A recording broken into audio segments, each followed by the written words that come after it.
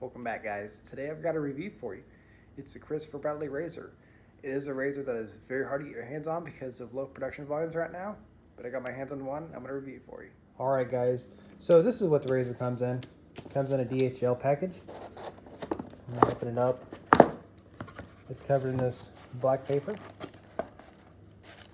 The cost of the razor is $95 US dollars. After tax in Canadian it was $114. Comes in this nice white cardboard box. It's Christopher Bradley aluminum razor on there. When you open the box, it comes with a personalized letter. I don't know if it's for everyone or just me. I'm sure it's for everyone, at least for right now. The reason why it's hard to get a hold of is because I was emailing the owner or someone, and they said that they was having issues with the anodizing process a couple years ago, because I've been trying to get this razor since it first came out. Well, they got that straightened out, and then the COVID hit, so that kind of put a strain on everything, and now they're getting back to production. I had to get on a wait list. So in here, you get to care for the razor, which I'm sorry is out of focus. You get a sticker for Carve Shaving Company, and then it comes in here, basically tells you that there's a black plastic washer in here, which I've taken off because I've already used it.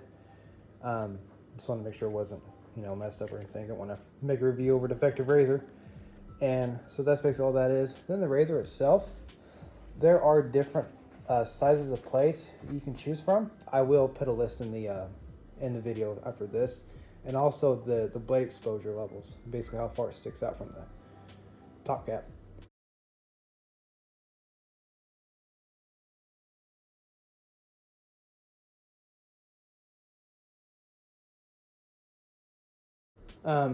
What I got was the F plate, I believe, and then the top cap, which does not allow for any blade overhang, which some people don't like. I got it just because I just want a nice clean looking razor. It is aluminum. It is anodized, of course. The grip of the knurling is actually pretty decent. I kind of like it. I didn't have any issues with it in the shower. I am going to be doing a face shave with this in just a moment. I just want to kind of show you the razor. This is one that's been sold out basically since it hit the market. Again, with the production issues and then COVID. But I finally got my hands on one. I don't know if the wait list is open right now. You may go check and see. So there's the unboxing of it, and I will be back in just a moment for the shave. Alright guys, welcome back. So, let's go and get this shave started. I have about 3-4 days worth of growth, and I have my shaving shirt on. The leather I'm using today is, which one's pink? By A&E, which by the way is a really nice soap. And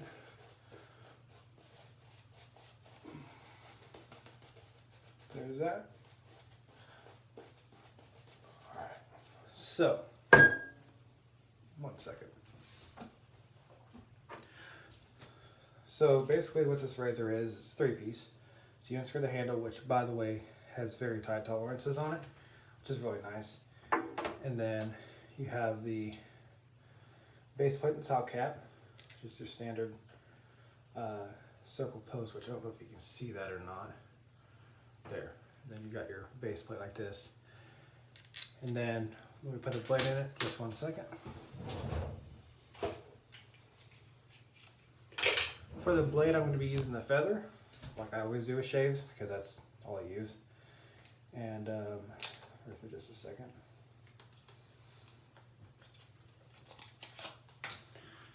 As far as blade alignment within the head, I have no issues with it being like out of alignment or anything like some of your cheaper razors do.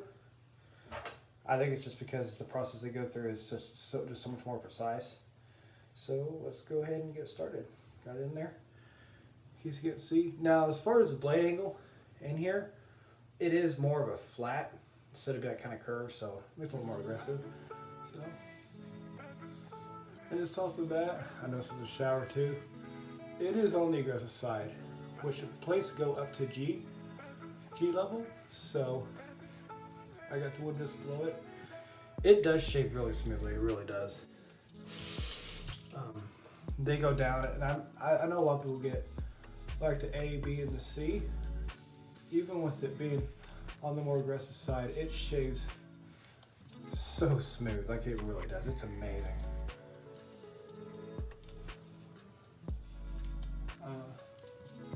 Do I feel like this should be a beginner razor? Well, just because of the price, I would go ahead and say no. But other than that, if you know what you want and you have experience, I think this is a great razor.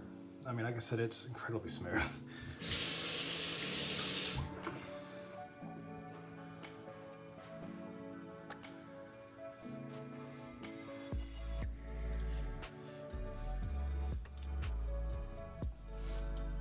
As far as feedback goes, it does give you plenty of it. Again, I had 3 to 4 days worth of growth, so it's really nice.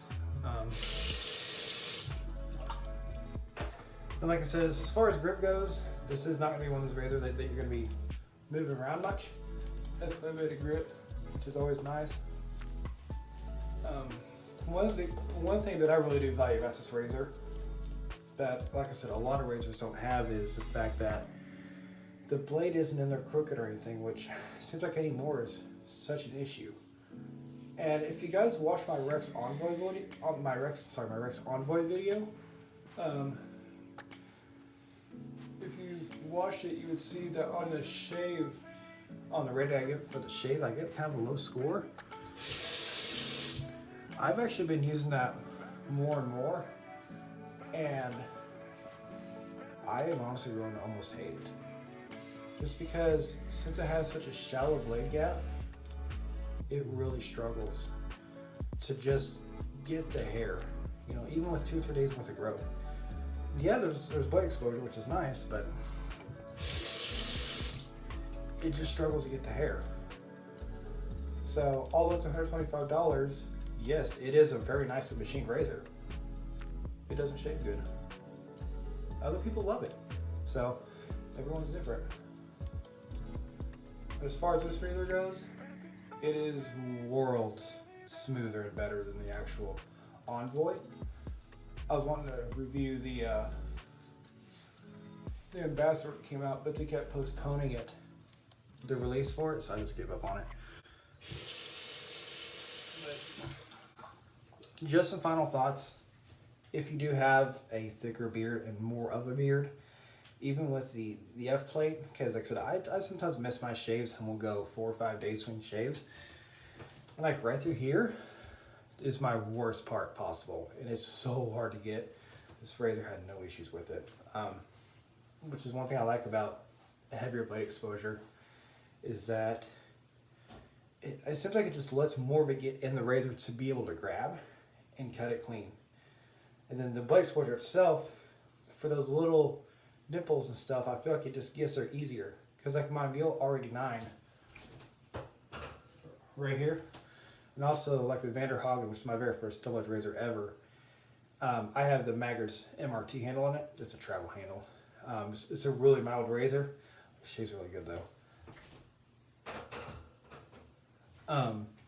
It struggles with that one, and the Vanderhagen struggle with getting. Some people have dimples right here, or cluster, whatever it's called, and just in general, some of the finer areas I just had issues with. You got to kind of press down more, which for me, which is on my arms, right there, you can see that gap there. A lot of people have issues with shaving those areas. They got to press down or move it around. But when you have a little heavier blade exposure, I have personally noticed, this may not be a fact, but for me, I've noticed that it gets it easier. It's kind of nice. The razor itself, like I said, it's aluminum. It's surprisingly light for what it is. Mine's got the 3.5 inch handle, F plate, full base plate. On the one that you can also get on the head wise, if you look on the base plate, you see where it's dimpled in on the base plate. On the kind that will let the blade overhang happen, it'll be dimpled in a little bit. Again, I'll post a picture of that too.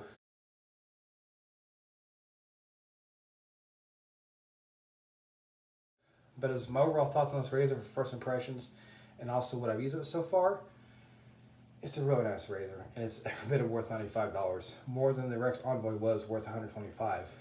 It shaved, the Rex Envoy shaved like, you know, a $20, $30 razor with a machining and quality of like really nice.